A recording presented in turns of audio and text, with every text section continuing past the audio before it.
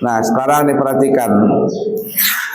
Pada pertemuan yang lalu kita membahas bahwa apabila ada air yang kurang 2 kula, kurang dari 2 kula. Kalau 2 kula berapa kemarin? 217 liter. Airnya 217 liter itu 2 kula. Nah, ini ada air kurang dari 2 kula. Anggaplah ada air 200 liter. Kejatuhan najis. Apa hukumnya? Apa hukumnya? Jawab yang tegas. Apa hukumnya? Mutanaj? Berubah? Tidak berubah, maka hukumnya mutanajis. Ya, mutanajis, nggak bisa diapa-apain lagi. Tapi kita punya 2 tempat. Umpama ini 200 liter. Ya, 200 kena najis. Berubah atau tidak berubah, ini air menjadi mutanajis. Kemudian kita punya lagi tempat satu air nih. Yang ini 200 liter juga. Coba betulin. Yang ini 200 liter juga, terkena najis juga. Terkena najis juga. Berubah atau tidak berubah, maka hukumnya mutanajis. Jadi ada 2 tempat ini. Ini 200 liter, perhatikan semuanya. Ini 200 liter, yang tempat kedua juga 200 liter. Dua-duanya terkena najis. Ini tidak bisa dipakai airnya karena mutanajis. Yang nomor 2 juga tidak bisa dipakai airnya karena mutanajis. Berubah atau tidak berubah, tidak bisa diapa-apain. Lalu kita gabungkan dua-duanya, dung, jadi satu. Jadikan satu tempat, dung. Kalau jadi satu tempat berarti airnya berapa liter jadinya? 400 liter. 2 kula kah atau lebih dari 2 kula? Lebih dari 2 kula. Dung. Apabila digabungkan, dilihat lagi. Apabila dia tidak berubah, alias rasanya, warnanya, baunya seperti air biasa, maka air ini menjadi suci kembali. Paham nggak? Nah, sekarang setelah digabungkan dipisah lagi, teng. Kalau dipisah berapa jadinya? Yang ini 200 liter, nomor 1 200 liter, yang nomor 2 juga 200 liter. Sekarang pertanyaannya, setelah dipisah A dan B, apa hukum air yang di dalam tempat ini? Tetap suci. Walaupun tadi sebelum digabungkan, ini 200 liter benajis, ini 200 liter benajis. Kemudian kan tidak bisa diapa-apain dua-duanya, digabungin, teng, menjadi suci dengan syarat warna, bau dan rasanya memang seperti air biasa, suci lagi. Kemudian dipisah lagi, teng, maka setelah dipisah, ini air tetap namanya suci atau air mutlak. Fahim tuh? Ya, pahami betul-betul.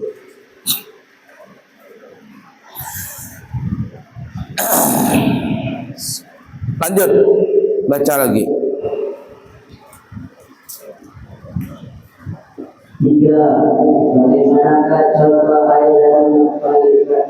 Tapi satulah akan kami hukumnya najis, padahal tidak ada perubahan sama sekali pada sebab itu. Nah, perhatikan ini yang nomor 3 ini perlu konsentrasi.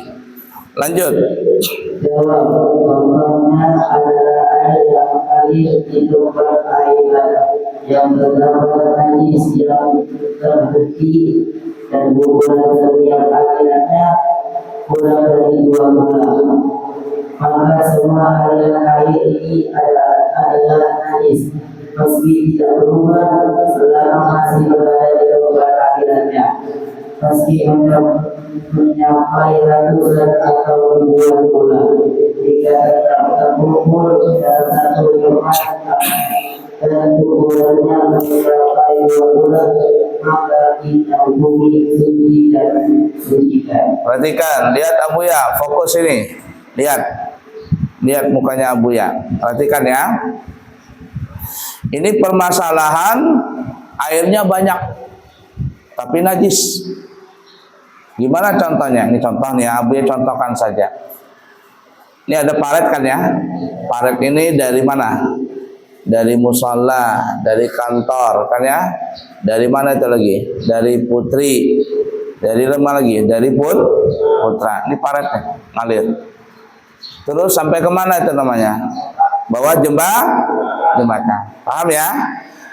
Perhatikan betul-betul. Umpama nih ya, umpama air yang ngalir di sini dari paret ini nggak ada najisnya, bersih airnya. Umpama dari gunung. Tahu dari gunung? Nah, kalau kamu pergi ke Jawa Barat seperti ke Puncak, ya, Puncak Bogor, atau Muhammad atau ke Malang, ke Batu, ya, itu banyak di samping-samping rumah orang ini ada paretnya. Tapi itu paret bukan air pembuangan, itu paret asalnya dari air gunung, dari gunung. Itu airnya segar. Nah, orang-orang yang mempunyai rumah pekarangan, rumahnya besar, mereka itu membuat apa namanya itu kolam ikan. Jadi bikin kolam ikan itu kayak lapangan gitu tuh ya. Itu umpama halaman rumahnya Abu Ya. Itu Abu Ya bikin kolam ikan.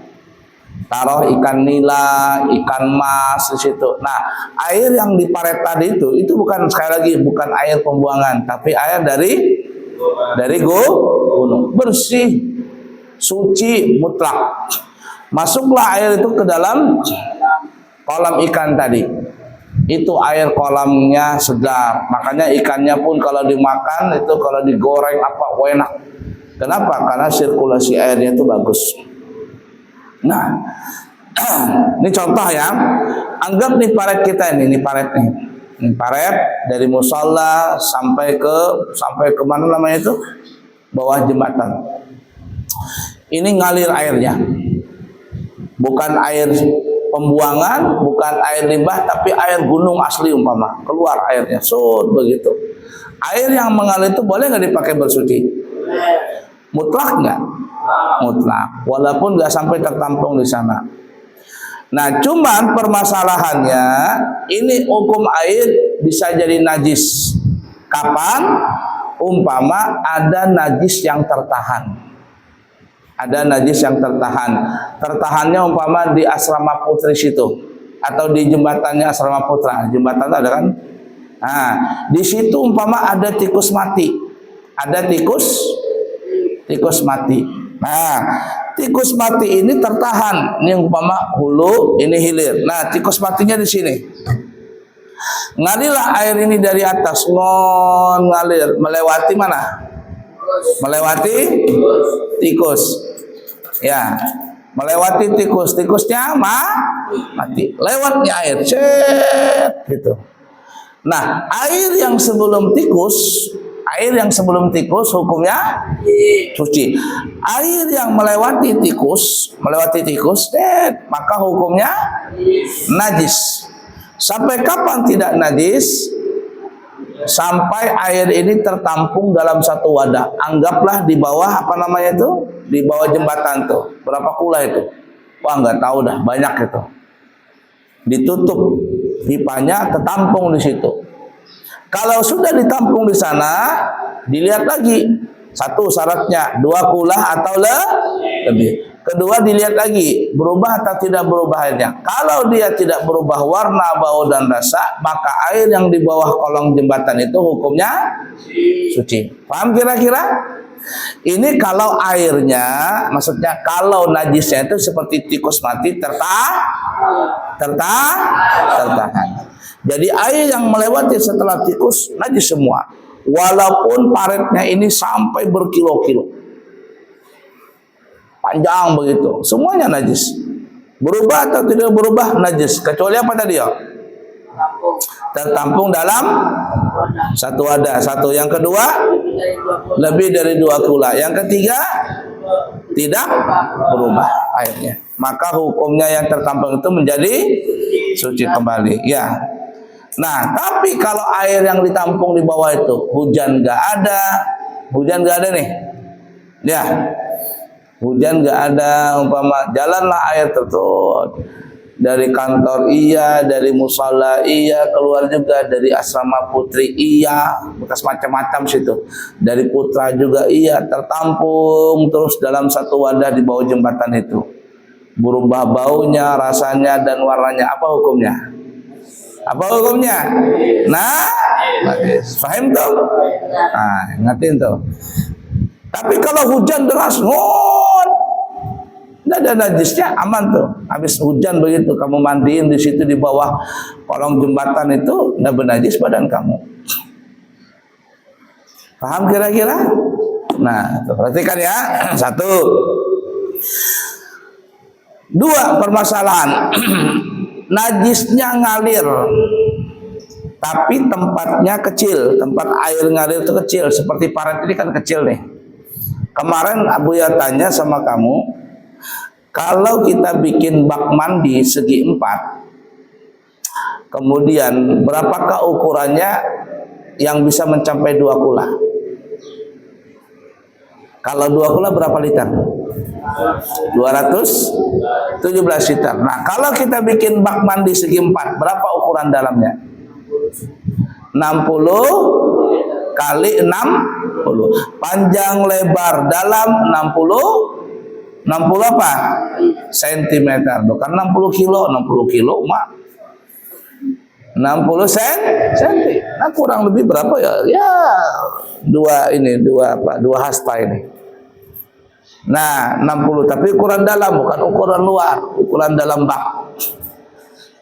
Atau yang paling aman 1 meter kali 1 meter. Itu sudah lebih banget 200 liter, 1000 liter itu mungkin sudah. Nah, kalau kejatuhan najis ke dalam air yang ukuran baknya anggaplah tadi berapa ya, 60 kali 60 cm, 60 cm kali 60 cm, panjang lebar dalam, airnya tidak berubah, maka hukum airnya apa hukumnya? Tetap mutlak, suci mensucikan. Tapi kalau berubah, najis atau mutanajis. Paham ya? Nah, ini ada paret, ukurannya kecil, cuman umpama 30 cm. Nah, 30 cm anggap segini nih. Kayak paret kita kan ya? Nih 30 cm lebarnya, dalamnya umpama 30 cm juga, kedalaman air, apalagi cuma segini aja 5 cm airnya ngalir, panjangnya kita tidak bicarakan. Paham nggak kira-kira? Itu kayak paret kita tuh, anggaplah 30 cm, paret di depan asrama putri, paret di depan asrama putra, kecil nggak paretnya? Nah, lebarnya kecil nggak? Anggaplah 30 cm, panjangnya panjang, nggak usah diukur itu. Nah, sekarang permasalahannya yang kita tadi nomor 1, apabila ada najis tertahan seperti tikus, maka air yang melewati tikus tertahan itu hukumnya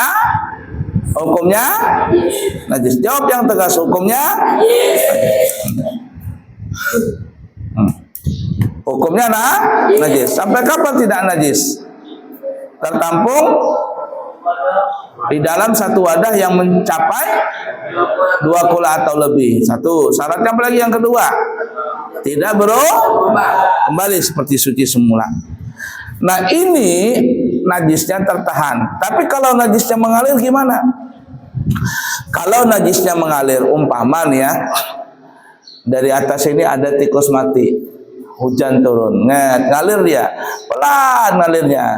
Dari atas ini terus ngalir sampai ke mobil situ, sampai ke depan mana namanya, depan ini apa namanya itu, tandon, ngalir lagi ke asrama putri, turun lagi ke asrama putra, turun lagi sampai ke rumahnya Ustadz Najem, turun lagi sampai ke mana namanya itu, lapangan rumput itu, ngalir nih, tikusnya ngalir. Apa hukumnya? Maka air yang sebelum tikus mati tadi hukumnya suci. Tapi air yang bersama tikus dan yang setelah tikus hukumnya najis. Umpamanya ya, najisnya di sini tertahan, di sini ngalirnya sampai di depan mobil sini. Berarti yang sebelum mobil suci, yang setelah mobil najis. Ngalir terus sampai di depan tandon sana, tandon. Berarti tikus yang sebelum tandon hukumnya hukumnya jawab, jangan lembek-lembek. Hukumnya suci atau mutlak. Setelah tikus hukumnya najis. Paham kira-kira? Sekalinya terus mengalir sampai di bawah tangga itu. Di bawah tangga apa? Di bawah jembatan. 2 kula enggak? 2 kula apa enggak? 2 kula. Tertahan di situ. Apa hukum air yang di bawah tangga, di bawah apa namanya jembatan itu? Najis atau tidak najis? Najis atau tidak najis? La ilaha illallah. Tuh, ada tikus mati tertahan di mana namanya itu, di bawah tangga itu. Apa hukum airnya? Najis atau tidak? Tergantung, jangan langsung.